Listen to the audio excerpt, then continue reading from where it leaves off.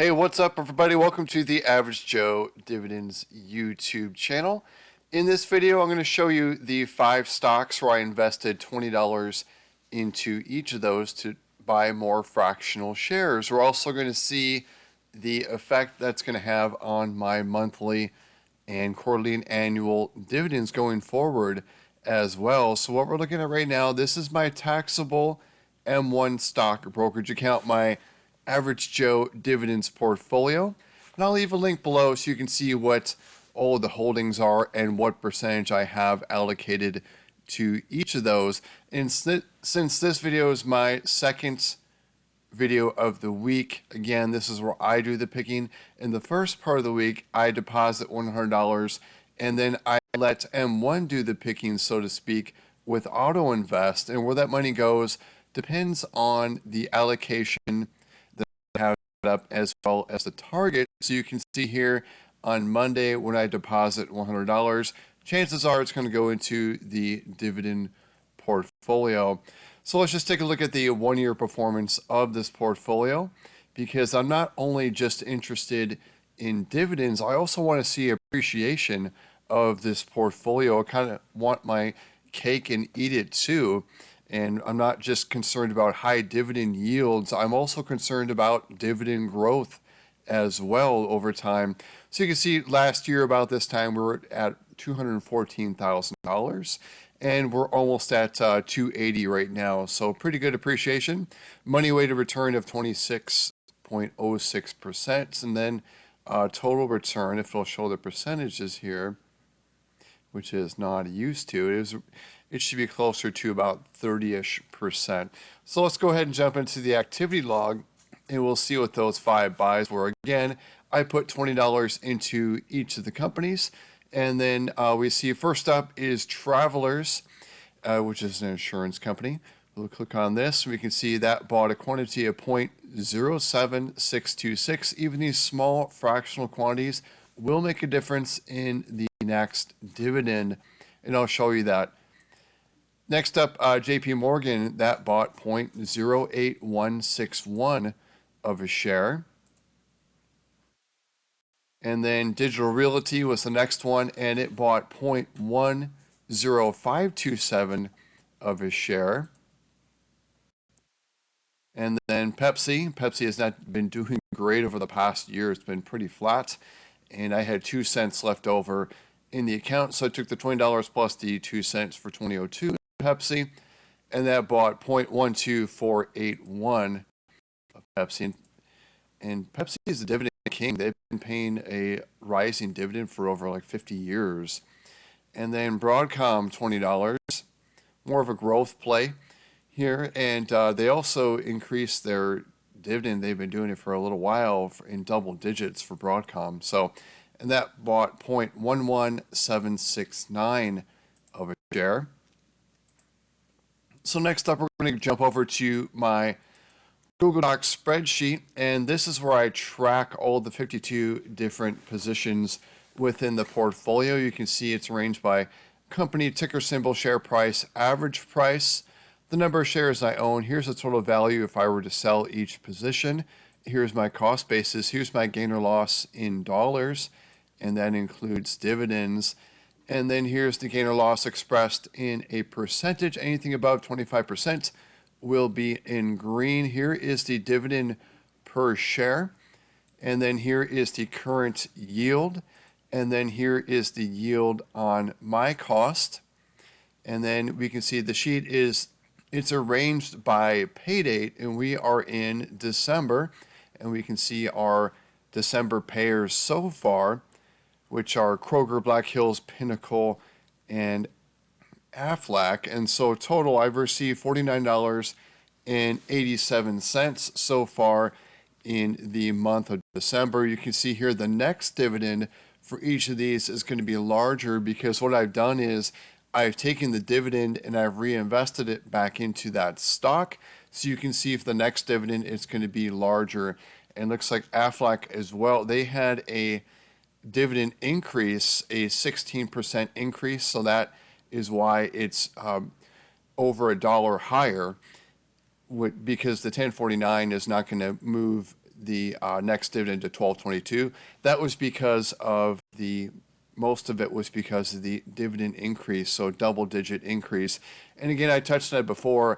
I could just put my money into just the highest yielding dividend stocks and then have more dividends, but to me that is not a very smart move. Like, put everything into Verizon, but you can see for Verizon, historically they've been increasing their dividends by only 2%, and there really hasn't been much of an appreciation with the share price. You can take a look at Verizon. I have an average share price that I bought into at $40.99, and here's where Verizon is at right now at $42.79, so not a huge appreciation. So you can see it's not even in the green. Just take a look at like an Oracle, where here's my average share price I bought into, and look at the share price, and it's going to be a lower yielding stock. But Oracle, they haven't increased their dividend though. This is probably a great example of the growth. They seem to increase their dividend every 2 years, so we'll see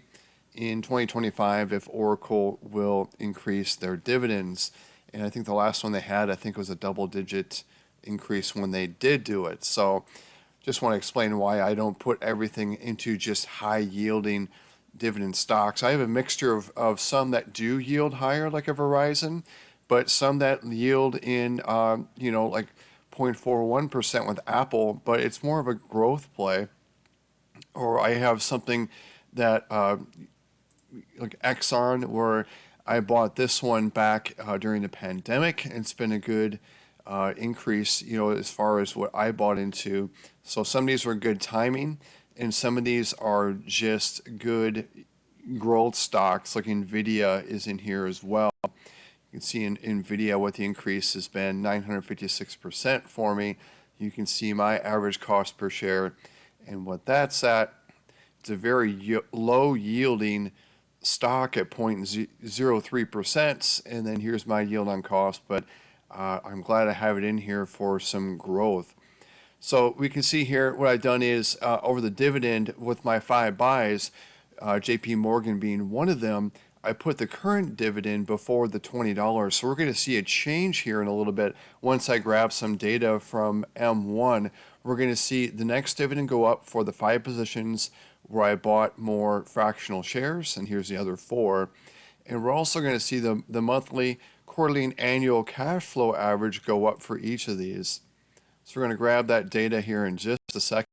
And this is just to show you that even $100 or $20 into each position makes a small incremental change. When I'm doing multiple buys per week, I'm getting multiple incremental changes per week, and many over a month, especially a year, and just we can see this grow. So let's go back to M1.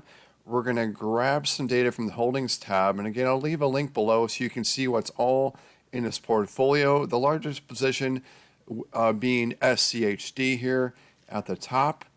I'm going to grab everything from the name column. We're going to paste that into my sheet. You can see that the smallest position is Lockheed Martin. So I'm going to do a copy. We're going to do a paste. What it's going to do is it's going to put in the, we'll go back to the sheet and show you what the information I'm pulling really is just the number of shares, the average price, and my cost basis. So these 3 columns is where I'm grabbing the data, and it does a VLOOKUP.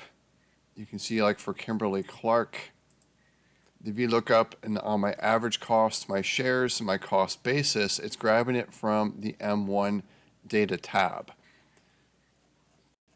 Let's scroll over here because we're going to show you what's going to change with JP Morgan and then the 4 other stocks as well. It's also going to change my monthly, quarterly, and annual dividends as well. So let's go ahead and import this in on the M1 data tab. So rather than typing in that new data, all I have to do is copy and paste it with this sheet. It's pretty handy. I'll go over here back to the dividend portfolio tab, and we can see the new dividend now for JP Morgan, 3 months. These should be January pay, yeah, it'll pay at end of January for JP Morgan. It's in the light green. So the new dividend will be 8.20 instead of the 8.10 that it was at before the $20 buy. Scroll down here. We can see Broadcom. That's going to move from 7.37 to 7.43. Also, Broadcom is due to announce a dividend increase. December is their month that they usually do this. The last one was 14%. So I'm hoping for another 14% increase with Broadcom coming up here in December. And then Travelers from 476, the new dividend will be 484, and these are beating the ex-dividend date, so these will be the December dividends. And then Pepsi getting over the $17 mark from 16.85 to 17.02. And then Digital Realty moving from 8.52 to 8.65, so getting closer to the $10. Anything $10 above will be in the green. So trying to get all of these above that $10 mark, getting pretty close with a lot of these. So here is the old value for the monthly cash flow average, and it was at 1,625. Now it's at 1,643. And then quarterly from 3,1876 to 3,1930. And then moving from the annuals, this is like an annual paycheck here, 12,075.04 to now 12,077.20. We're going to take the monthly cash flow average. We're going to put that onto the monthly average dividend tracking tab to track this change with the $100 deposits. We'll scroll all the way to the bottom here. We'll put that 1,643. You can see how that monthly average just keeps going up and up. There's a few events that have knocked it down, but most of the time we're moving upwards. And it was 1,006, was it 43? Correct, 1,643.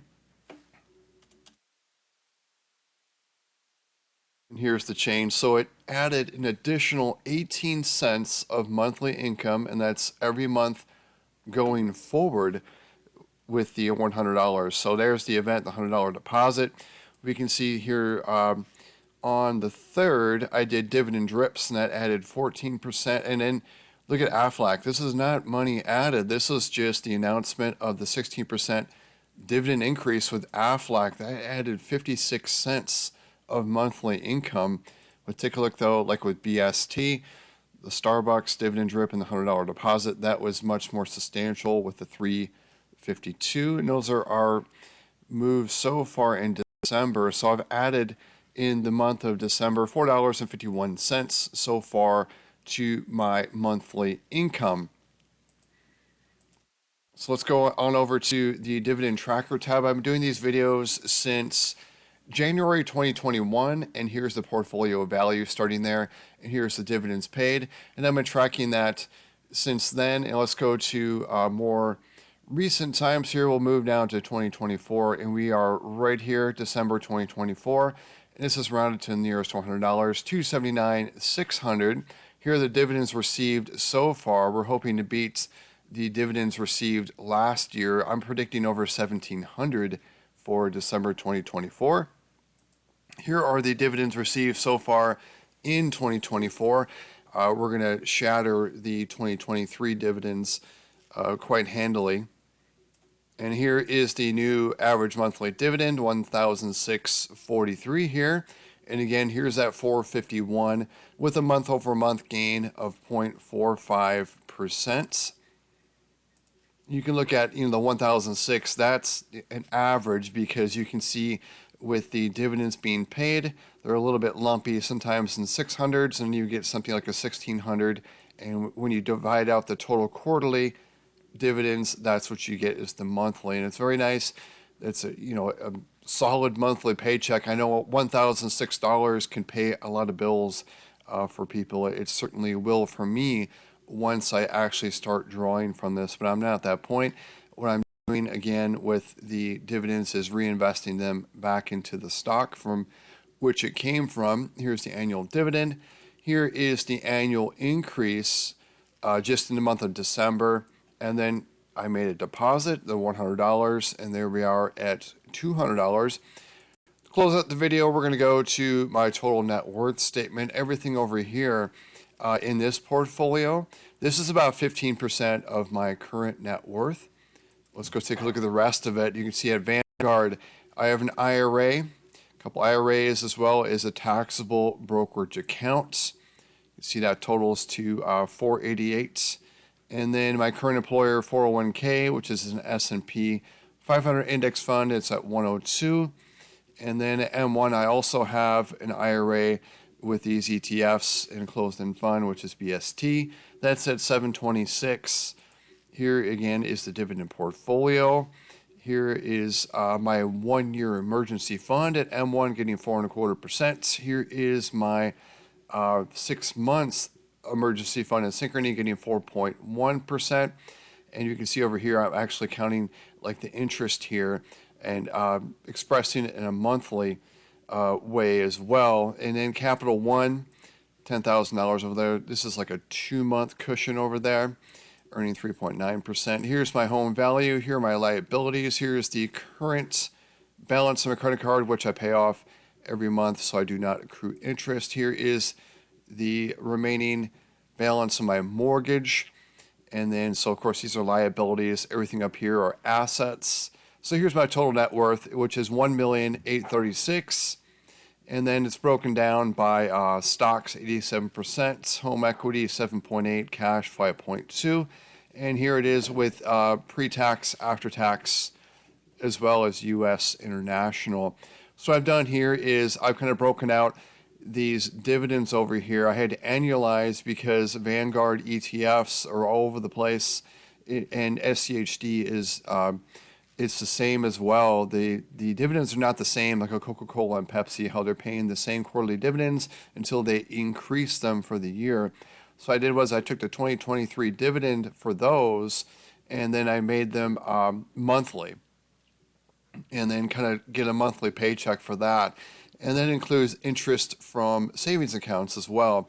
And the interest has been dropping a little bit with the interest rates dropping on the savings accounts. So my average monthly dividend from all sources is at $32.97.34.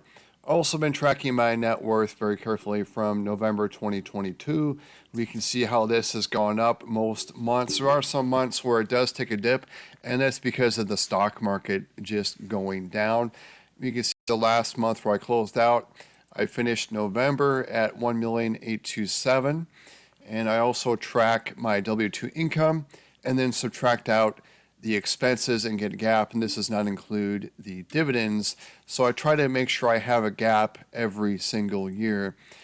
So that's pretty much all I had to show you for this video. Again, here are the stocks, the 5 buys. Let me know in the comments below what you guys are picking up to close out this week, and let me know what you think of these picks as well.